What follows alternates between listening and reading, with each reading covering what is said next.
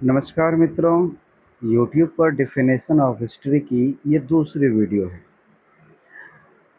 मैंने पूरा वीडियो का एक पूरे इतिहास का प्राचीन मध्यकालीन आधुनिक भारत की इतिहास की एक क्रम में एक कड़ी में विश्लेषणात्मक तरीके से हर एग्ज़ाम को मद्देनज़र रखते हुए इस एक नोट्स पर मैं काफ़ी विश्लेषणात्मक और रचनात्मक तरीके से बताने वाला हूँ।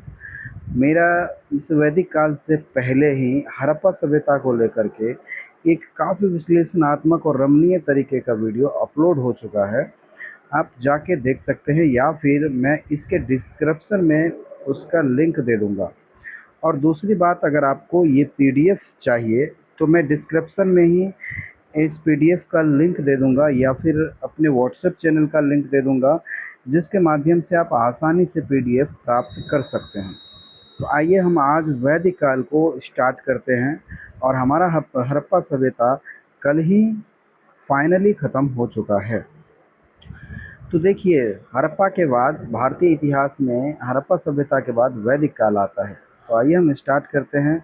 और हाँ दोस्तों, अगर आपको बेहतर लगे तो अपने दोस्तों को ज़रूर सजेस्ट कीजिएगा और साथ ही हमारे YouTube channel definition of history को सब्सक्राइब कर लीजिएगा, क्योंकि मैं पूरा इतिहास कंप्लीट करूंगा और काफ़ी विश्लेषणात्मक तरीके से करूंगा हर एग्ज़ाम को देखते हुए, और ये काफ़ी महत्वपूर्ण होने वाला है आपके लिए। तो आइए हम स्टार्ट करते हैं। वैदिक काल भारतीय इतिहास का वह स्वर्णिम काल है जिसमें हिंदू धर्म के सबसे प्राचीन ग्रंथों यानी वेदों की रचना हुई थी।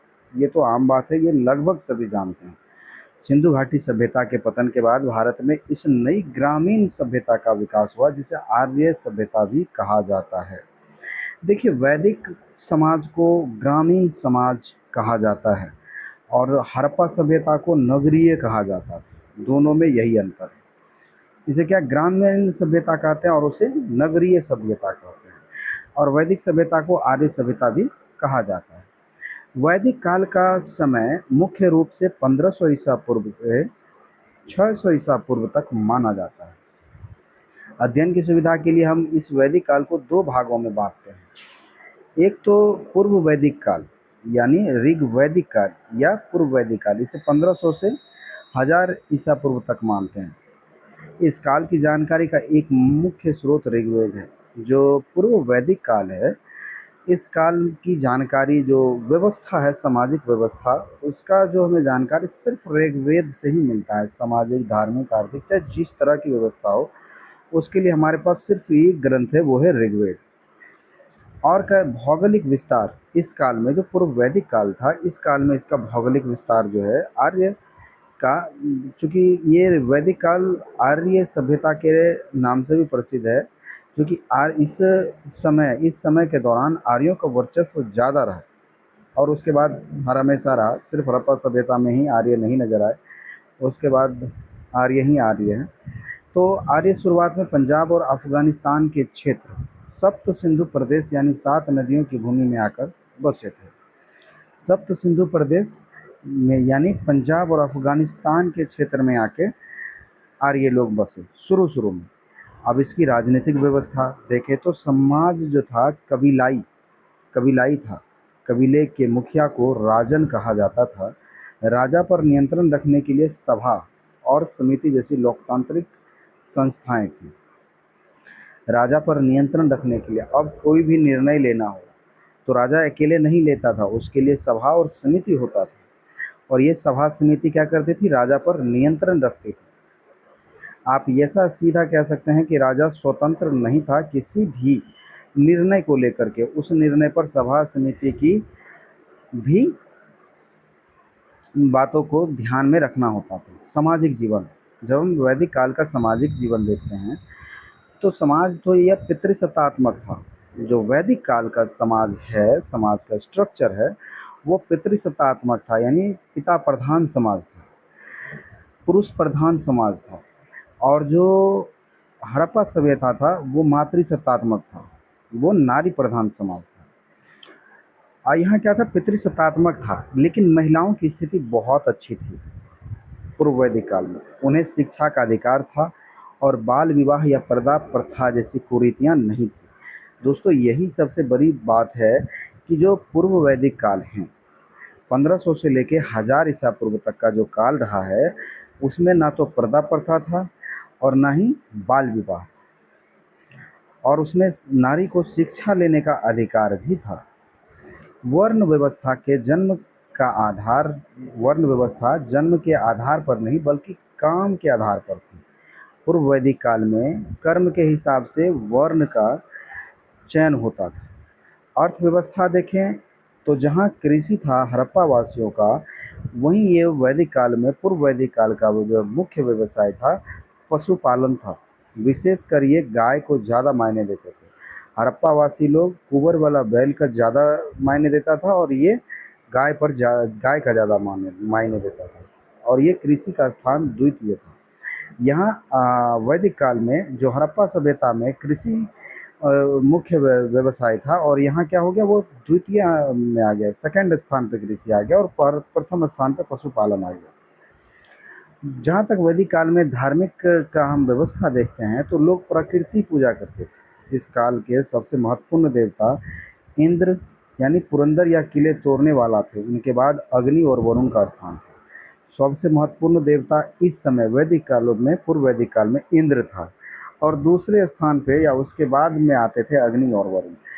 जबकि हड़प्पा सभ्यता में क्या था, सबसे ज़्यादा पूजनीय था एक सिंग वाला बैल। तो वहीं देखते हैं उत्तर वैदिक काल।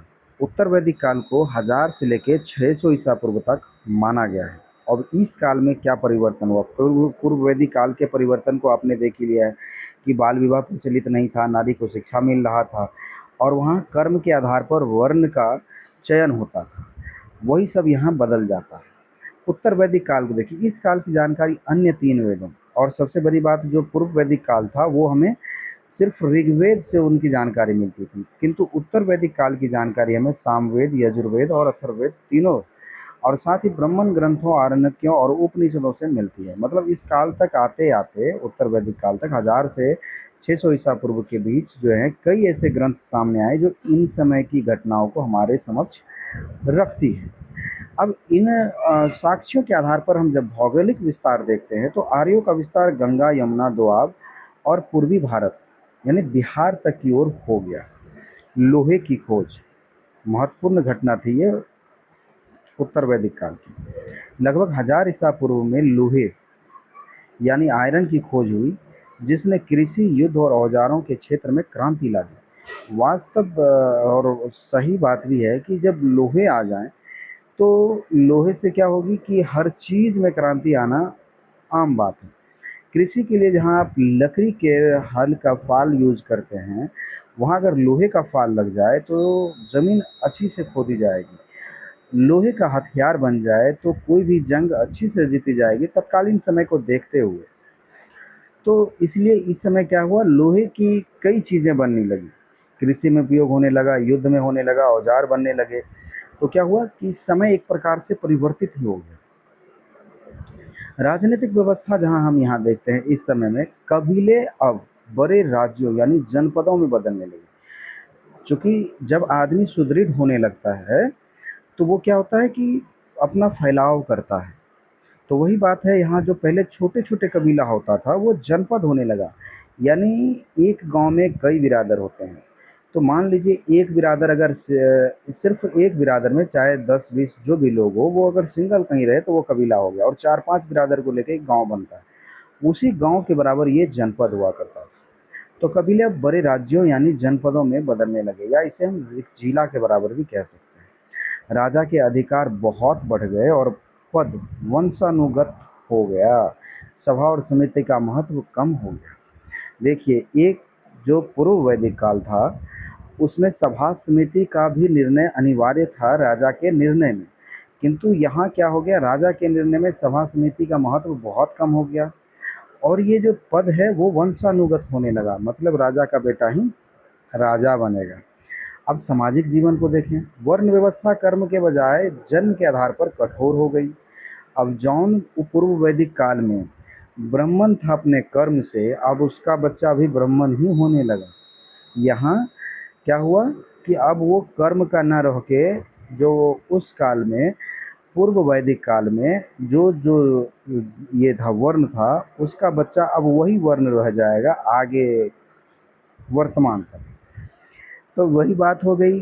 उत्तर वैदिक काल में यहाँ वर्ण व्यवस्था का क्या हुआ, नियम बहुत कठोर हो गया। अब जन्म के आधार पर होने लगी कि जो जो था उसका बच्चा वही बनेगा, वो चाहे वो अब कुछ नहीं कर सकता है। आपका जो बाप कर रहा था, मान लो कि कोई उस समय शूद्र था, तो पूर्व वैदिक काल में शूद्र का बच्चा अगर ब्राह्मण का काम करता तो वो ब्राह्मण हो सकता था, उसका बच्चा भी। किंतु उत्तर वैदिक काल में आते आते शूद्र का बच्चा क्या हुआ, शूद्र ही हो गया। महिलाओं की स्थिति में गिरावट आई और समाज में जटिलताएं बढ़ी। महिलाओं की स्थिति में काफ़ी गिरावट आई, यहाँ तक कि महिलाओं को भी वहाँ शूद्र के बराबर माना जाने लगा। अर्थव्यवस्था में जानते हैं, यहाँ पशुपालन की जगह अब कृषि मुख्य व्यवसाय बन गई।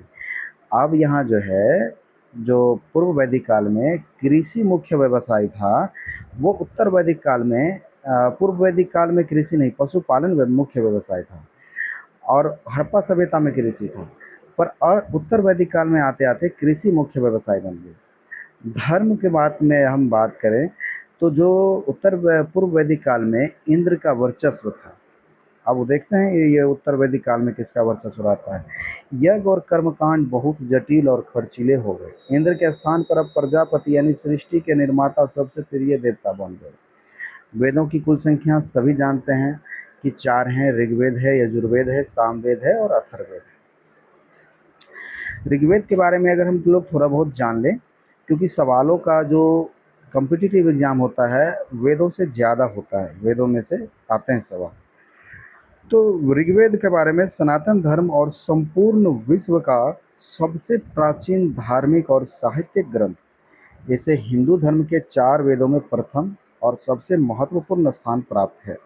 ऋग शब्द का अर्थ होता है छंदोबद्ध रचना या मंत्र। ऋग शब्द का अर्थ होता है मंत्र या छंद में लिखा हुआ, छंद रूप में लिखा हुआ रचना। और वेद का अर्थ होता है ज्ञान, यानी ऋग्वेद का अर्थ होता है मंत्र या छंद का ज्ञान। इस प्रकार ऋग्वेद का शाब्दिक अर्थ होता है मंत्रों का ज्ञान। ऋग्वेद का शाब्दिक अर्थ क्या होता है, मंत्रों का ज्ञान। ऋग्वेद के बारे में परीक्षा की दृष्टि से और सामान्य ज्ञान के लिए भी महत्वपूर्ण बिंदु और भी देखें। ऋग्वेद की संरचना, ऋग्वेद को मुख्य रूप से 10 भागों में विभाजित किया गया है, जिन्हें मंडल कहा जाता है। हम अब अभी के दौर में भी कई किताबें लेते हैं और हर किताब क्या होता है, सिर्फ एक, उस किताब में कई भाग होता है और कई घटनाएं होती हैं जिनका अलग अलग भाग होता है। उसी प्रकार से इस ऋग्वेद को भी 10 भाग में विभाजित किया गया है। और इनमें से मन दो जो है, 2 से 7 सबसे प्राचीन माने जाते हैं। जो 10 भाग है, इस 10 भाग में 2 से लेकर के 7वां भाग तक जो सबसे प्राचीन भाग माना जाता है, जिन्हें वंश मंडल कहा जाता है। और मंडल 1 और 10 सबसे बाद में जोड़े गए हैं। जो पहला मंडल है और 10वां यानी आखिरी, पहला और आखिरी मंडल सबसे लास्ट में जोड़ा गया है, परंतु 2 से लेकर 7वां सबसे प्राचीन माना जाता है और इसे वंश मंडल भी कहा जाता है। इसमें कुल सूक्त जो है 1028 है। इसमें मूल सूक्त जो है मात्र 1017 है, बाकी 11 जो है बालखिल्य सूक्त है। कुल ऋचाएँ, ऋचाएँ यानी मंत्र लगभग 10,580 है। चूँकि मंत्रों का संग्रह है ऋग्वेद, तो उसमें कुल मंत्र कितनी है, 10,580 है। पुरोहित, ऋग्वेद के मंत्रों का उच्चारण करने वाला ऋषि को होत्री या होता कहा जाता था। महत्वपूर्ण मंडल और उनकी विशेषताएं, 10 मंडल हैं और उसमें जितने भी महत्वपूर्ण मंडल हैं और उनकी क्या विशेषताएं उसे देख लेते हैं। ऋग्वेद के कुछ विशिष्ट मंडल में अक्सर परीक्षाओं में प्रश्न पूछे जाते हैं। तीसरा मंडल जो है, इसमें प्रसिद्ध गायत्री मंत्र का उल्लेख है और इसकी रचना महर्षि विश्वामित्र ने की थी और यह सूर्य देवता यानी सावित्री को समर्पित है। जो गायत्री मंत्र है वो सूर्य देवता को समर्पित है और ये तीसरा मंडल में इसकी रचना हमें मिलता है और इसका रचना महर्षि विश्वामित्र ने किया था। 7वां मंडल, इसमें ऐतिहासिक 10 राज्य युद्ध का वर्णन है जो परुशनी यानी रावी नदी के तट पर राजा सुदास और 10 जनों यानी 10 कबीलों के बीच लड़ा गया है। इसमें राजा सुदास की जीत हुई थी। 9वां मंडल, यह मंडल पूरी तरह से सोम देवता यानी वनस्पतियों के देव को समर्पित है। 10वां मंडल देखते हैं, इसमें प्रसिद्ध पुरुष सूक्त का वर्णन है जिसमें पहली बार समाज के 4 वर्णों की उत्पत्ति की बात कही गई है, जो न कहता है कि ये जांग से या ये पैर से या ये जिह्वा से। तो ये सारे वर्णन जो पुरुष सूक्त में है और इसका वर्णन 10वें मंडल में है। ऋग्वेद की सामाजिक और धार्मिक जीवन। ऋग्वैदिक काल का समाज आज की तुलना में काफ़ी अलग और सरल था। प्रकृति की पूजा देखते, लोग मुख्य रूप से ऋग्वैदिक काल में प्रकृति के रूप से प्राकृतिक शक्तियों की पूजा करते थे। ऋग्वेद में सबसे महत्वपूर्ण देवता इंद्र हैं, जिनके लिए 250 सूक्त लिखे गए हैं, और दूसरे सबसे महत्वपूर्ण देवता अग्नि है, जिसके लिए 200 सूक्त लिखे गए हैं। तो कई बार एग्जाम में ऐसा भी देता है कि ऋग्वेद में इंद्र के लिए कितने सूक्त लिखे गए हैं या अग्नि के लिए कितने लिखे गए हैं।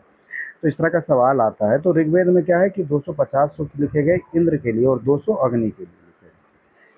महिलाओं की स्थिति जान ले तो समाज में महिलाओं को उच्च स्थान प्राप्त था ऋग्वेद काल में। वे यज्ञों में भाग लेती थी और शिक्षा प्राप्त करती थी। लोपामुद्रा, घोषा, सिक्ता और अपाला जैसी विदेशी महिलाओं ने ऋग्वेद की कई ऋचाओं की रचना की थी। ये पूर्व वैदिक काल की महिलाएं हैं जो जिसकी प्रसिद्धि आप देख रहे हैं। लोपामुद्रा, घोषा, सिक्ता और अपाला जैसी महिलाओं ने भी ऋचाओं यानी मंत्रों की रचना की थी। गाय का महत्व। गाय को सबसे पवित्र पशु माना जाता था और उसे अघन्य, जिसका वध न किया जा सके, कहा गया है। ऋग्वेद की शाखाएं और उपवेद। शाखाएं देखते हैं। ऋग्वेद की वैसी तो कई शाखाएं थी, लेकिन वर्तमान में इसकी साकल शाखाएं ही मुख्य रूप से उपलब्ध। उपवेद देख लो। ऋग्वेद का उपवेद आयुर्वेद है, जो चिकित्सा और स्वास्थ्य से संबंधित है। ब्राह्मण ग्रंथ, इसके दो मुख्य ब्राह्मण ग्रंथ है, ऐत्रेय और कौशिक। ये वेदों की सरल गद्य व्याख्या है। इसके दो ब्राह्मण ग्रंथ है, ऐत्रेय और कौशिक। ये वेदों की सरल गद्य व्याख्या है। यूनेस्को विरासत ऋग्वेद। ऋग्वेद की ऐतिहासिक महत्ता को देखते हुए यूनेस्को ने इसकी 30 पांडुलिपियों को अपने memory of the world register में शामिल किया है। ऋग्वेद की 30 पांडुलिपियों को अपनी मेमोरी ऑफ द वर्ल्ड में शामिल किया है। यजुर्वेद की बात करें तो हिंदू धर्म के 4 वेदों में से दूसरा महत्वपूर्ण वेद है। यजुस शब्द का अर्थ होता है यज्ञ। यजुस यानी यजुर्वेद में यजुस शब्द का अर्थ यज्ञ होता है। इस प्रकार यजुर्वेद का शाब्दिक अर्थ होता है यज्ञों का वेद या यज्ञ संबंधी ज्ञान का ग्रंथ। तो जहाँ ऋग्वेद में मुख्य रूप से देवताओं की स्तुति के लिए मंत्र दिए गए हैं, वहीं यजुर्वेद में उन मंत्रों के उच्चारण और यज्ञ के समय किए जाने वाले नियमों, विधानों और कर्म कांडों का विस्तृत वर्णन है। ऋग्वेद में तो सिर्फ मंत्र देखे आप लोग, और यहाँ क्या है कि जो यजुर्वेद है इसमें उसका नियम कि आप पूजा पाठ कैसे करेंगे, यज्ञ कैसे करेंगे, तो उसका नियम विधान क्या क्या होने चाहिए, नहीं होने चाहिए, कर्मकांड क्या करने नहीं करने, सारी जानकारी हमें यजुर्वेद से मिलती है। यजुर्वेद की मुख्य विशेषताएं देखें तो ये क्या है, गद्य और पद दोनों में है। एक मात्र ऐसा वेद है जो गद्य और पद दोनों शैलियों में लिखा गया है।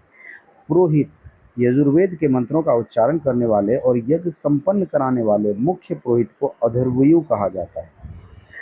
इसके उपवेद को हम धनुर्वेद, यजुर्वेद का जो उपवेद है उसे धनुर्वेद कहते हैं, जो युद्ध कला, अस्त्र शस्त्र और सैन्य विज्ञान से संबंधित है। धनुर्वेद ऐसे ही नाम से प्रकट हो रहा है कि धनुर्वेद ये क्या है, युद्ध कला, अस्त्र शस्त्र और सैन्य विज्ञान से संबंधित है। यजुर्वेद की शाखाएं। यजुर्वेद को दो मुख्य भागों में विभाजित किया गया है, जो इसके विभिन्न संहिताओं को दर्शाते हैं। एक शुक्ल यजुर्वेद है, इसे वाजसनेयी संहिता भी कहा जाता है। जो शुक्ल यजुर्वेद है इसको वाजसनेयी संहिता भी कहा जाता है, क्योंकि इसके प्रवर्तक महर्षि याज्ञवल्क्य के पिता वाजसनेय थे। अब देखिए,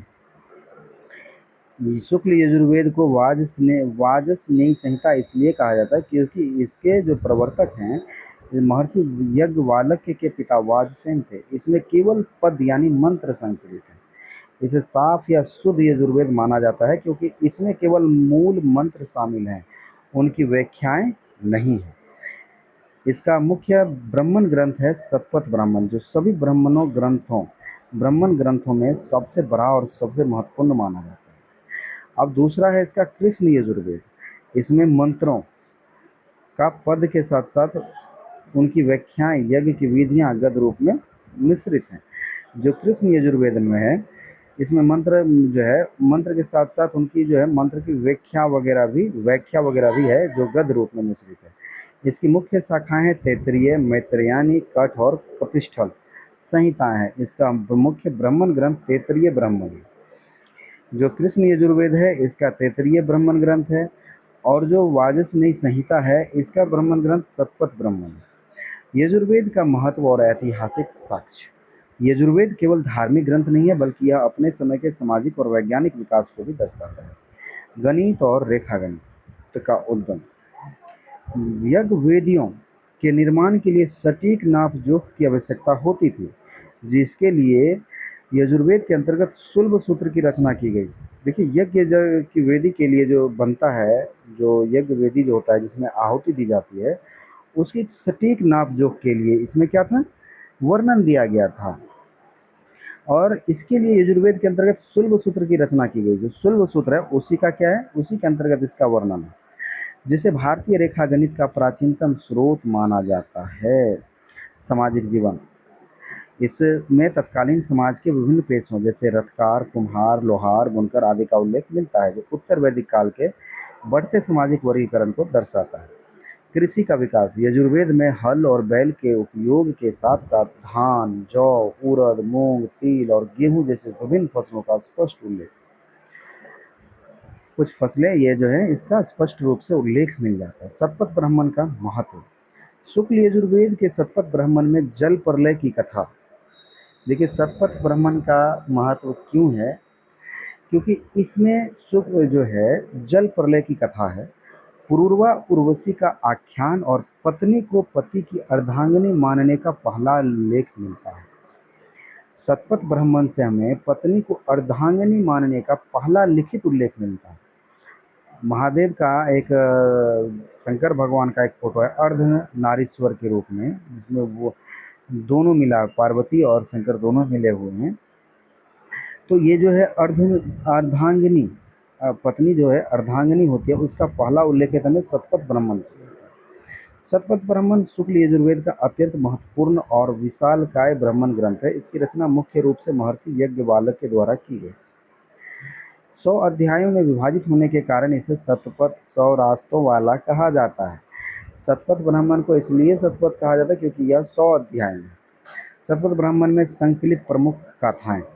शतपथ ब्राह्मण में कई ऐसी प्राचीन कथाओं का उल्लेख मिलता है जो आगे चलकर पौराणिक हिंदू धर्म और संस्कृति का आधार बने। नियम एक प्रकार से कहा जाए तो जल प्रलय और मनु की कथा। जल प्रलय और मनु की कथा शतपथ ब्राह्मण से मिल जाता है। कहता है इस ग्रंथ की सबसे प्रसिद्ध कथा है शतपथ ब्राह्मण की, जो बाइबिल की नूह की नींव और सुमेरियन कथाओं से अत्यधिक समानता रखती है। कथा के अनुसार जब सृष्टि के प्रथम पुरुष मनु सुबह हाथ धो रहे थे, तब एक छोटी मछली उनके हाथ में आ गई। मछली ने मनु से अपनी रक्षा की गुहार लगाई और भविष्य में आने वाली एक भीषण जल प्रलय की चेतावनी दी। मनु ने पहले से उसे घड़े में, फिर तालाब में और अंत में समुद्र में छोड़ दिया। जब जल प्रलय आया तो मनु ने मछली के सींग पर अपनी विशाल नाव को बांध दिया। वह मछली, जो विष्णु का मत्स्य अवतार थी, नाव को सुरक्षित हिमालय की उत्तरी पहाड़ियों तक ले गई। प्रलय समाप्त होने के बाद मनु से ही नई मानव जाति का प्रादुर्भाव हुआ। ये कहानी हमें जो है शतपथ ब्राह्मण से मिलती है। अब पूर्वा और उर्वशी की प्रणय कथा यानी प्रेम कथा। ऋग्वेद के एक संवाद सूक्त पर आधारित इस अमर प्रेम कहानी को शतपथ ब्राह्मण में अत्यंत भावुकता के साथ विस्तार से प्रस्तुत किया है। यह मर्त्य लोक के राजा पूर्वा और स्वर्ग की अप्सरा उर्वशी के प्रेम, बिछोह और मिलन की कहानी। इसी कथा को आधार बनाकर आगे चलकर महाकवि कालिदास ने अपना सुप्रसिद्ध नाटक विक्रमोर्वशीयम लिखा था। पूर्वा और उर्वशी को ही आधार बनाकर कालिदास ने विक्रमोर्वशीयम लिखा था। विदेह माधव की कथा भी है। कहता है कि यह कथा एक ऐतिहासिक दृष्टि से बेहद महत्वपूर्ण है। इसमें बताया गया है कि विदेह माधव अपने पुरोहित गौतम राहुगण के साथ वैश्वानर अग्नि सभ्यता की आग वैश्वानर अग्नि यानी सभ्यता की आग में को मुख में धारण कर पूर्व दिशा की ओर बढ़े। अग्नि पृथ्वी को जलाती हुई आगे बढ़ी और अंत में बिहार की सदानीरा आधुनिक इसे गंडक नदी के नाम से प्रसिद्ध है, सलानीरा के तट पर आकर रुक गई। इस कथा से पता चलता है कि वैदिक आर्य किस प्रकार पंजाब और सरस्वती नदी के क्षेत्र से पूर्व दिशा बिहार बंगाल की ओर बढ़े और वहां कृषि योग्य भूमि का विस्तार किया। शतपथ ब्राह्मण में वर्णित सामाजिक नियम। अब जो शतपथ ब्राह्मण है उसमें समाज का कैसा नियम है ये भी देख लिया जाए। उत्तर वैदिक काल में सामाजिक, पारिवारिक और प्रशासनिक जीवन को सुव्यवस्थित करने के लिए इस ग्रंथ के में कई नियम और मर्यादाओं का वर्णन किया गया। शतपथ ब्राह्मण में समाज को व्यवस्थित रूप से चलाने के लिए नियम और मर्यादा का भी वर्णन मिलता है। अब नारी का स्थान और अर्धांगिनी की संकल्पना को देखें। पारिवारिक जीवन में महिलाओं को सम्मान बहुत ऊंचा दर्जा दिया गया है। शतपथ ब्राह्मण में ही पहली बार पत्नी को पति की अर्धांगिनी यानी आधा शरीर कहा गया है। इसमें स्पष्ट रूप से लिखा गया है कि जब तक पुरुष विवाह करके पत्नी प्राप्त नहीं कर लेता और संतान उत्पन्न नहीं कर लेता तब तक वह अधूरा यानी अपूर्ण है। किस ग्रंथ से लिया गया है? तो शतपथ ब्राह्मण से। यज्ञ और धार्मिक अनुष्ठानों में पत्नी की उपस्थिति को अनिवार्य घोषित किया गया था शतपथ ब्राह्मण के हिसाब से। राज्याभिषेक और राजा के कर्तव्य। इस ग्रंथ में राजा के राज्याभिषेक के नियम, राजसूय यज्ञ की विस्तृत विधि और राजा द्वारा ली जाने वाली प्रतिज्ञा यानी शपथ का स्पष्ट उल्लेख है। राजा को समाज का रक्षक घोषित किया गया, लेकिन वह निरंकुश न हो सके इसके लिए उसे धर्म और न्याय के अधीन रहने की शपथ लेनी होती है। देखिए, राजसूय यज्ञ का जो विस्तृत वर्णन है वो शतपथ ब्राह्मण से मिलता है। राजा के लिए जो है राजा निरंकुश न हो इसीलिए यहाँ शपथ लेना और धर्म और न्याय के अधीन रहने की शपथ ली जाती है। ठीक। वर्ण व्यवस्था में आचरण के नियम। इस काल तक वर्ण व्यवस्था जन्म के आधार पर स्थापित होने लगी थी और ये तो हम देख ही रहे हैं उत्तर वैदिक काल में जब स्टार्ट किए तो।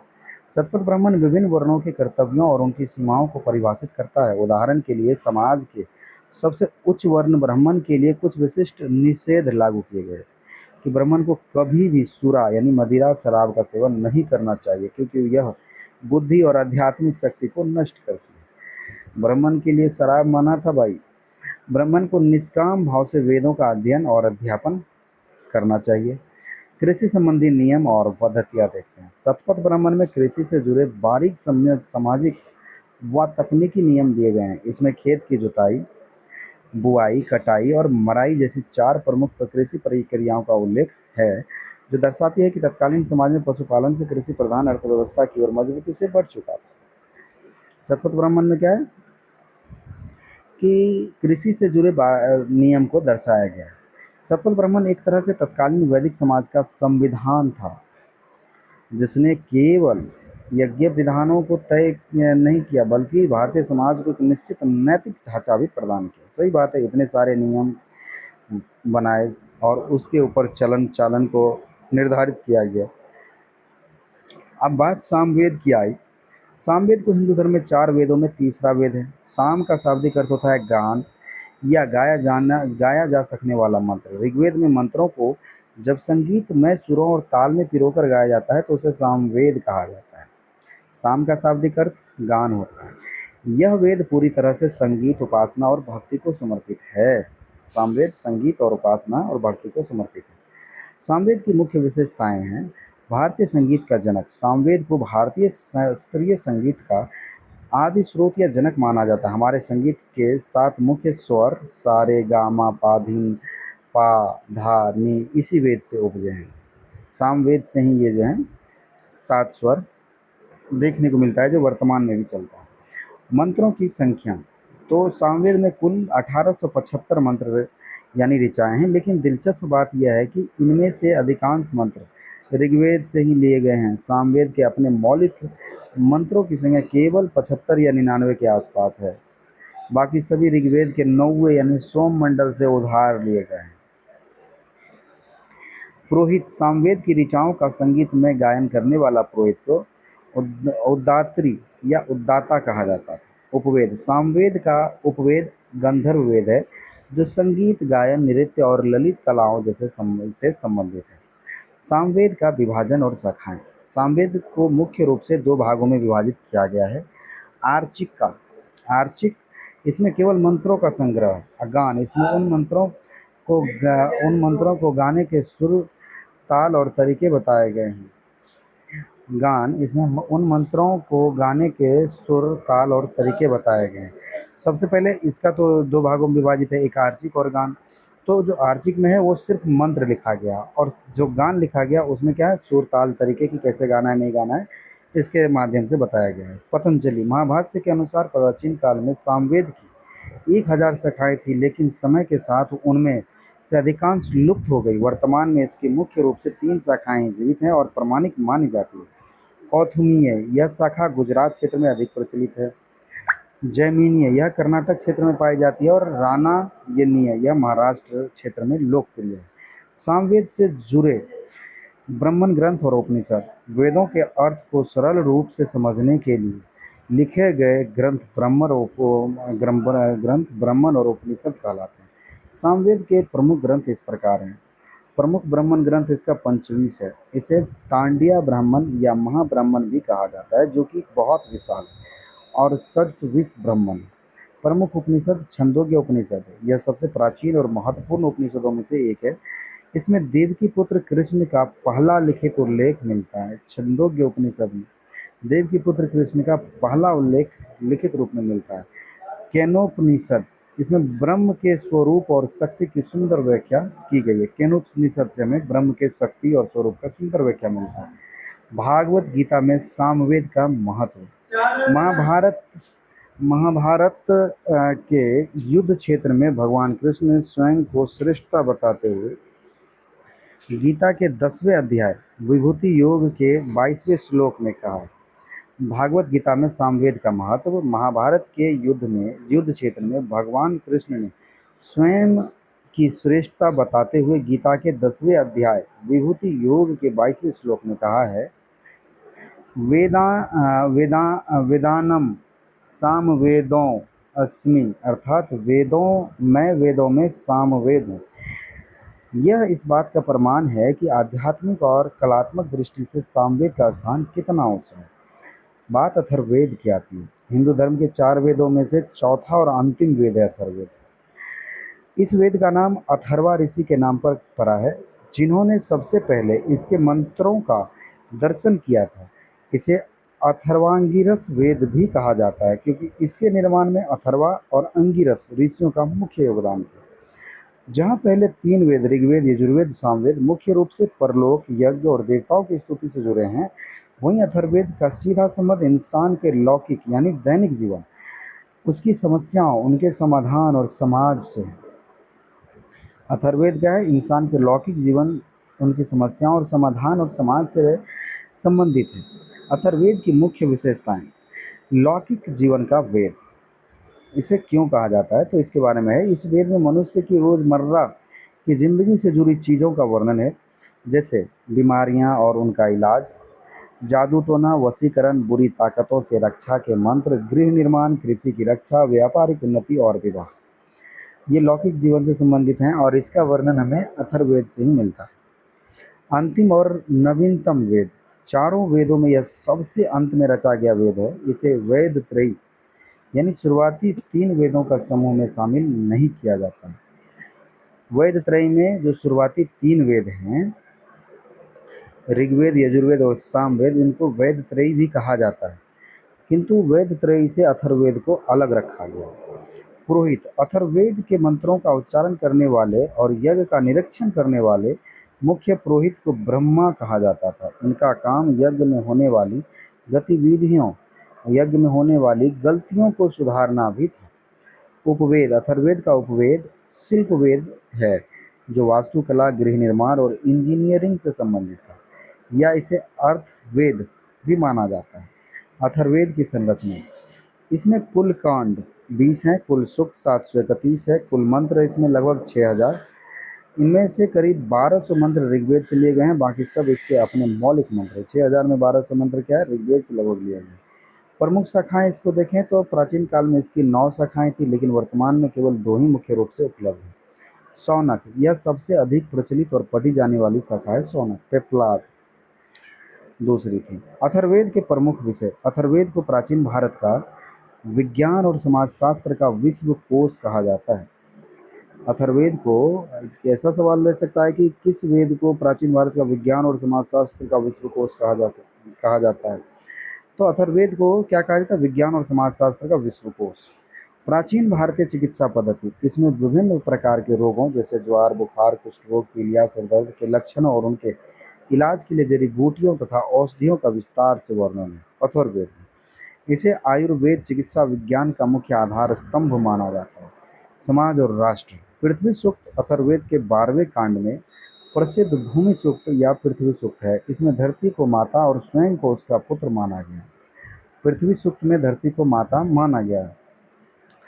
और ये क्या है, 12वें कांड में है, और टोटल जो कांड है इसमें 20 है। कांड बने अध्याय, और कुछ नहीं। तो अब माता भूमि, पुत्रो अहम पृथिव्या, मेरी पृथ्वी मेरी माता है और मैं इसका पुत्र हूँ। इसे भारत का पहला राष्ट्रीय गीत भी कहा जाता है। भारत का पहला राष्ट्रीय गीत क्या है? अथर्ववेद में संकलित है। इसमें सभा और समिति को प्रजापति यानी सृष्टि के निर्माता की दो पुत्रियां कहा गया है, जो तत्कालीन लोकतांत्रिक व्यवस्था को दर्शाता है। सभा और समिति को सृष्टि क्या है, प्रजापति की दो पुत्रियां कहा गया है। तंत्र मंत्र और जादू टोना, इसमें भूत प्रेत, नजर लगना, शत्रुओं का नाश, वशीकरण, प्रेम विवाह सफल में सफलता और प्रकृति आपदाओं से बचने के लिए सुरक्षात्मक मंत्र दिए गए हैं। संबंध ब्राह्मण ग्रंथ और उपनिषद, एकमात्र ब्राह्मण ग्रंथ अथर्ववेद का है। अथर्ववेद का केवल एक ही ब्राह्मण ग्रंथ उपलब्ध है जिसे गोपथ ब्राह्मण कहा जाता है। प्रमुख उपनिषद, मुंडोक उपनिषद, अथर्ववेद से ही मुंडोक उपनिषद है।